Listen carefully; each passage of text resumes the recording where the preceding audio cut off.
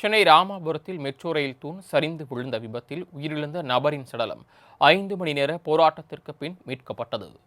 Chennai metro rail 2ஆம் கட்ட பணிகள் மிக தீவிரமாக நகரின் பல்வேறு பகுதிகளில் நடைபெற்று வருகிறது. குறிப்பாக பூவிருந்தவல்லியிலிருந்து 2 மார்க்கங்களில் இந்த மெட்ரோ வழித்தடங்கள் அமைக்கப்பட்டு வருகின்றன. போரூரிலிருந்து முகலிவாக்கம், ராமாபுரம், நந்தம்பாக்கம் வழியாக கிண்டி மற்றும் ஆலந்தூர் மெட்ரோவை இணைக்கும் பணிகள் இரவு பகலாக நடைபெற்று வருகிறது. இந்த நிலையில் ராமாபுரம் பகுதியில் 2 சிமெண்ட் தூண்கள் நேற்றிரவு திடீரென சரிந்து சாலையில் விழுந்து விபத்துக்குள்ளானது.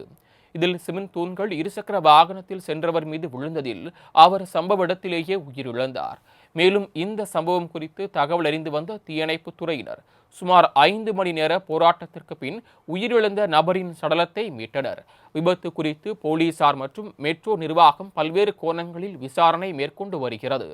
மெட்ரோ பணிகளை மேற்கொண்டு வரும் L&T தலைமை நிறுவனத்தின் வாயிலேயே விபத்து நடைபெற்றிருப்பது குறிப்பிடத்தக்கது. இந்த நிலையில் விபத்து நடந்த பகுதிகளில் சேதமடைந்த சாலையை ஊழியர்கள் உடனடியாக சீரமைத்தனர். இதனையடுத்து அப்பகுதியில் தடைப்பட்ட போக்குவரத்து சீர் செய்யப்பட்டது.